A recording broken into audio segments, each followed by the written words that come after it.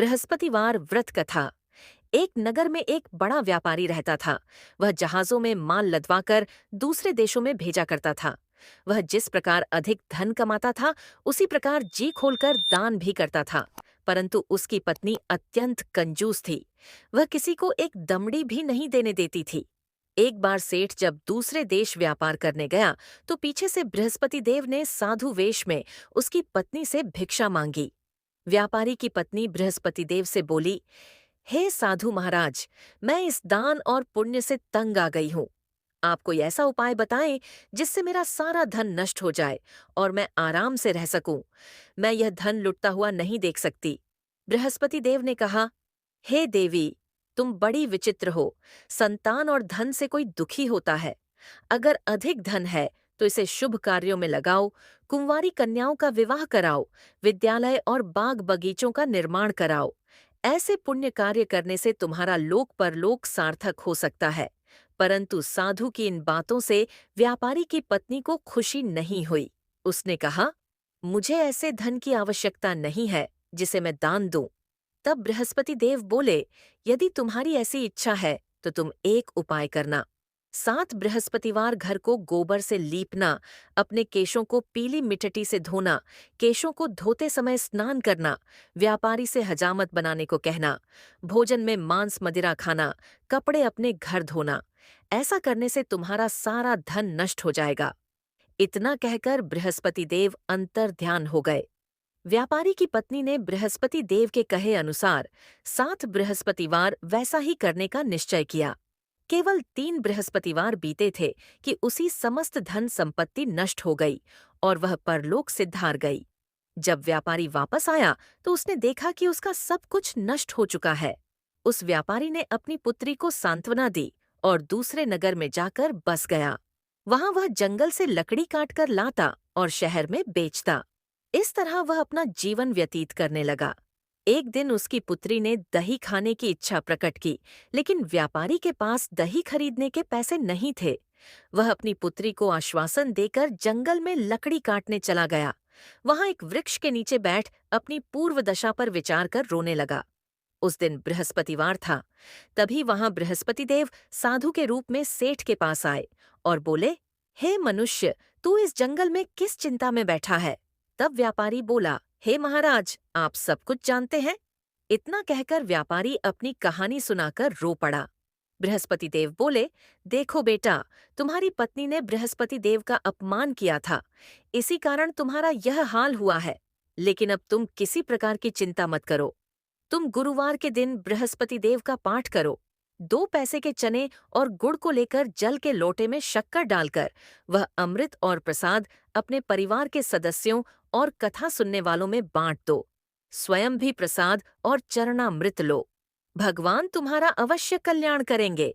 साधु की बात सुनकर व्यापारी बोला, महाराज, मुझे तो इतना भी नहीं बचता कि मैं अपनी पुत्री को दही लाकर दे सकूं। इस पर साधु जी बोले, तुम लकड़ियां शहर में बेचने जाना। तुम्हें लकड़ियों के दाम पहले से चौगुने मिलेंगे, जिससे तुम्हारे सारे कार्य सिद्ध हो जाएंगे। उसने लकड़ियां काटी और शहर में बेचने के लिए चल पड़ी था। उसकी लकड़ियां अच्छे दाम में बिक गई, जिससे उसने अपनी पुत्री के लिए दही लिया और गुरुवार की कथा हेतु चना गुड़ लेकर कथा की और प्रसाद बांटकर स्वयं भी खाया। उसी दिन से उसकी सभी कठिनाइयां दूर होने लगीं, परंतु अगले बृहस्पतिवार को वह कथा करना भूल गया। अगले दिन वहां के राजा ने एक बड़े यज्ञ का आयोजन कर पूरे नगर के लोगों के लिए भोज का आयोजन किया। राजा की आज्ञा अनुसार पूरा नगर राजा के महल में भोज करने गया, लेकिन व्यापारी व उसकी पुत्री तनिक विलंब से पहुंचे। अतः उन दोनों को राजा ने महल में ले जाकर भोजन कराया। जब वे दोनों लौट कर आए, तब रानी ने देखा कि उसका खूंटी पर टंगा हार गायब है। रानी को व्यापारी और उसकी पुत्री पर संदेह हुआ कि उसका हार उन दोनों ने ही चुराया है। राजा की आज्ञा से उन दोनों को कारावास की कोठरी में कैद कर दिया गया। कैद में पड़कर दोनों अत्यंत दुखी हुए। वहां उन्होंने बृहस्पति देवता का स्मरण किया। बृहस्पति देव ने प्रकट होकर व्यापारी को उसकी भूल का आभास कराया और उन्हें सलाह दी कि गुरुवार के दिन कैद खाने के दरवाजे पर तुम्हें 2 पैसे मिलेंगे। उनसे तुम चने और मुनक्का मंगवाकर विधिपूर्वक बृहस्पति देवता का पूजन करना। तुम्हारे सब दुख दूर हो जाएंगे। बृहस्पतिवार को कैद खाने के द्वार पर उन्हें 2 पैसे मिले। बाहर सड़क पर एक स्त्री जा रही थी। व्यापारी ने उसे बुलाकर गुड़ और चने लाने को कहा। इस पर वह स्त्री बोली, मैं अपनी बहू के लिए गहने लेने जा रही हूँ, मेरे पास समय नहीं है। इतना कहकर वह चली गई। थोड़ी देर बाद वहां से एक और स्त्री निकली। व्यापारी ने उसे बुलाकर कहा कि हे बहन, मुझे बृहस्पतिवार की कथा करनी है। तुम मुझे 2 पैसे का गुड़ चना ला दो। बृहस्पति देव का नाम सुनकर वह स्त्री बोली, भाई, मैं तुम्हें अभी गुड़ चना लाकर देती हूँ। मेरा इकलौता पुत्र मर गया है। मैं उसके लिए कफन लेने जा रही थी, लेकिन मैं पहले तुम्हारा काम करूंगी। उसके बाद अपने पुत्र के लिए कफन लाऊंगी। वह स्त्री बाजार से व्यापारी के लिए गुड़ चना ले आई और स्वयं भी बृहस्पति देव की कथा सुनी। कथा के समाप्त होने पर वह स्त्री कफन लेकर अपने घर गई। घर पर लोग उसके पुत्र की लाश को राम नाम सत्य है कहते हुए श्मशान ले जाने की तैयारी कर रहे थे। स्त्री बोली, मुझे अपने लड़के का मुख देख लेने दो। अपने पुत्र का मुख देखकर उस स्त्री ने उसके मुंह में प्रसाद और चरणामृत डाला। प्रसाद और चरणामृत के प्रभाव से वह पुण्य जीवित हो गया। पहली स्त्री जिसने बृहस्पति देव का निरादर किया था, वह जब अपने पुत्र के विवाह हेतु पुत्र वधू के लिए गहने लेकर लौटी और जैसे ही उसका पुत्र घोड़ी पर बैठकर निकला, वैसे ही घोड़ी ने ऐसी उछाल मारी कि वह घोड़ी से गिरकर मर गया। यह देख स्त्री रो रोकर बृहस्पति देव से क्षमा याचना करने लगी। उस स्त्री की याचना से बृहस्पति देव साधु वेश में वहां पहुंचकर कहने लगे, देवी, तुम्हें अधिक विलाप करने की आवश्यकता नहीं है। यह बृहस्पति देव का अनादर करने के कारण हुआ है। तुम वापस जाकर मेरे भक्त से क्षमा मांगकर कथा सुनो, तभी तुम्हारी मनोकामना पूर्ण होगी। जेल में जाकर उस स्त्री ने व्यापारी से माफी मांगी और कथा सुनी।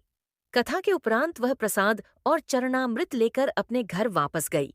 घर आकर उसने चरणामृत अपने मृत पुत्र के मुख में डाला। चरणामृत के प्रभाव से उसका पुत्र भी जीवित हो उठा।